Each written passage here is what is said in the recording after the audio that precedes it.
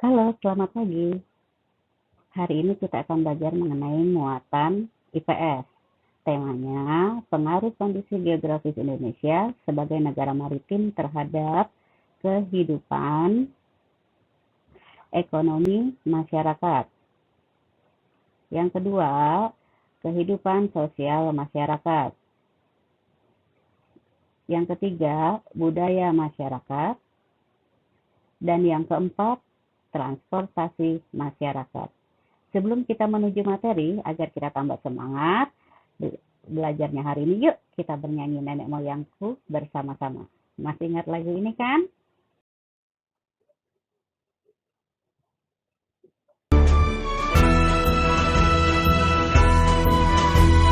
Nenek moyangku orang pelaut, gemar mengarung luas samudra, menerjang ombak tiada takut, menempuh badai sudah biasa.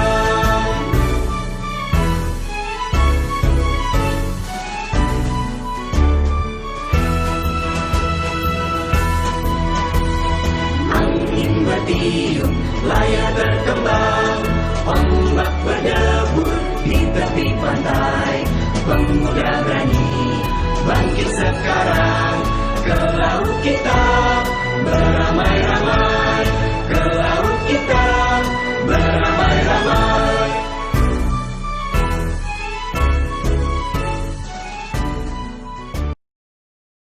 Oke, sekarang kita ke materi kita. Mari.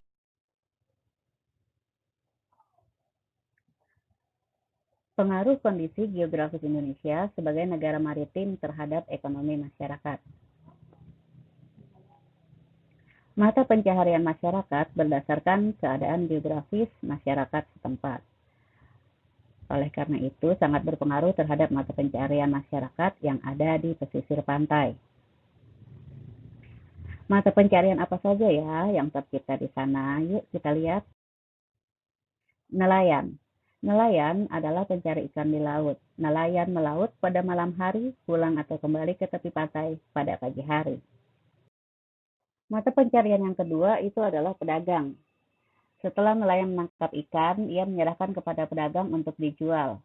Namun, ada juga nelayan itu sendiri yang menjual ke masyarakat.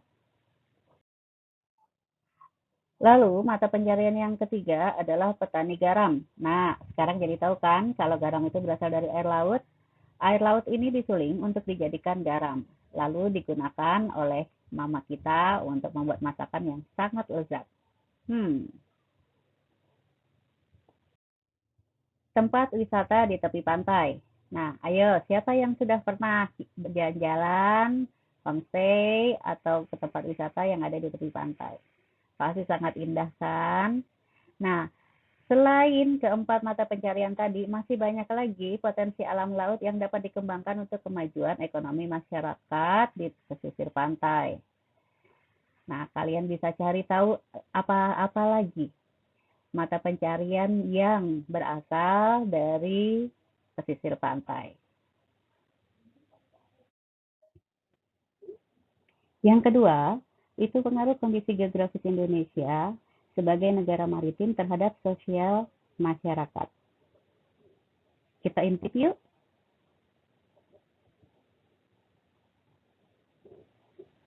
Kehidupan sosial masyarakat berawal dari perdagangan yang dilakukan oleh pendatang.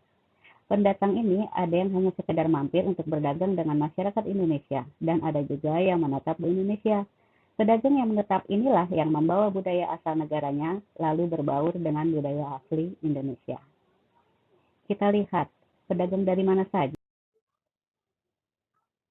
Nah, ini peta perdagangan di awal Indonesia kedatangan bangsa dari luar. Sekarang kita lihat. Pertama-tama kita kedatangan pedagang dari Persia, lalu berangsur-angsur hingga sampai ke Eropa yang pada akhirnya kita dijajah oleh Hindia Belanda. Sekarang kita lihat pengaruhnya.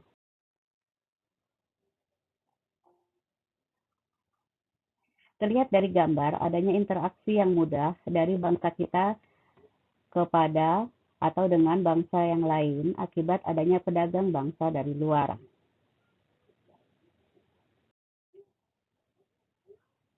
Lalu karena menetapnya pedagang, turun-temurun menikah dan memiliki keturunan bertahun-tahun lalu membentuk perkampungan-perkampungan etnis. Nah, di sini kita akan lihat apakah ada dampak dari kedatangan bangsa lain ke Indonesia. Dampak letak geografis Indonesia. Dampak positif. Komunikasi dan interaksi antar penduduk lebih mudah. Terjadinya perbauran, pencampuran, atau peleburan nilai-nilai budaya. Terjadinya perubahan perilaku masyarakat karena pengaruh masuknya pola dan nilai perilaku dari pulau, daerah, atau negara lain.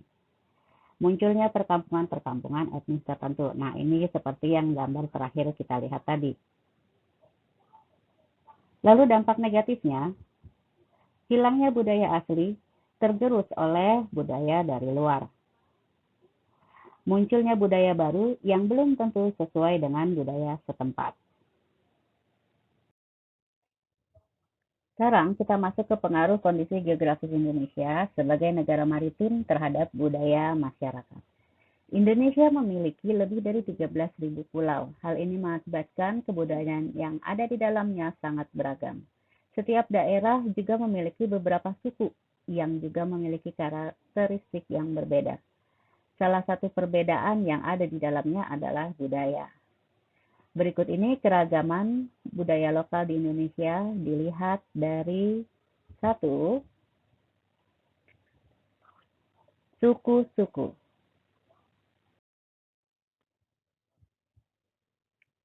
2. Keberagaman bahasa. Bahasa Indonesia masuk ke dalam rumpun bahasa Austronesia. Bahasa ini terbagi menjadi 2 subrumpun, yaitu bahasa Austronesia Barat atau Melayu dan Austronesia Timur atau Polinesia. 2 subrumpun ini masih terbagi lagi per wilayah.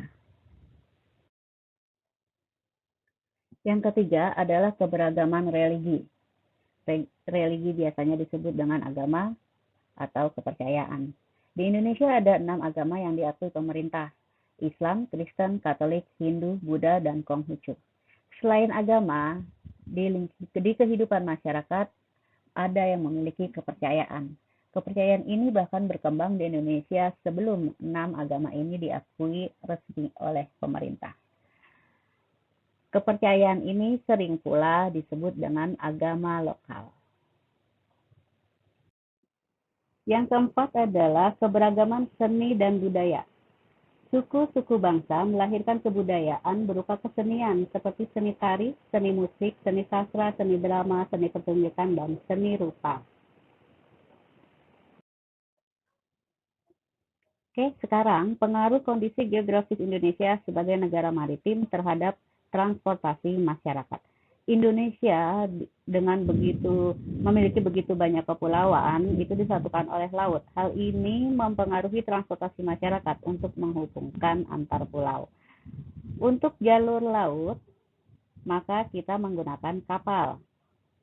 Dan jalur udara, kita menggunakan pesawat. Jalur darat ada bis, ada kereta api, mobil, dan lain-lain.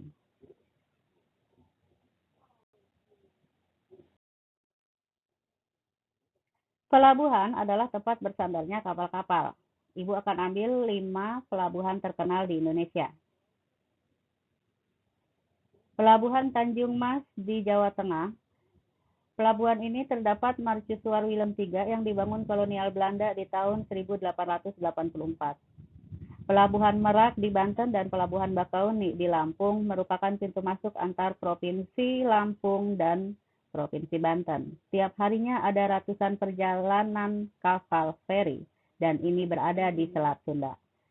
Pelabuhan Perak di Surabaya, Jawa Timur adalah pelabuhan teramai kedua di Indonesia dan Pelabuhan Tanjung Priok di DKI Jakarta merupakan pelabuhan paling sibuk di Indonesia.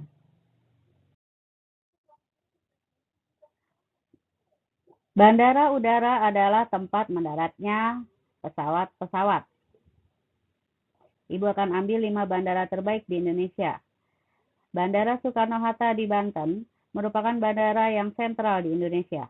Bandara Kuala Namu di Deli Serdang, Sumatera Utara adalah termasuk 9 bandara terbesar di Indonesia.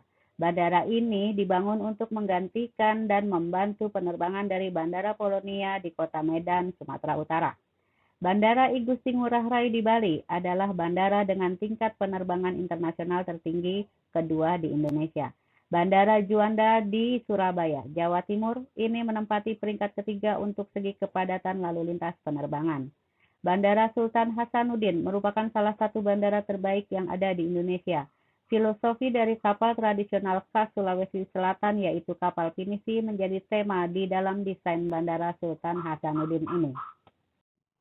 Oke, sampai di sini pembelajaran kita. Semoga kalian bisa memahami dan semakin mencintai dan memajukan bangsa kita di tahun yang akan datang. Dan Ibu juga berharap karena kalian ini nantilah yang menjaga atau tulang punggung dari negara atau bangsa kita, kalian tetap menjaga Bhinneka Tunggal Ika ini dengan payung Pancasila. Jangan lupa selalu berdoa, jaga kesehatan, dan selamat belajar. Bye.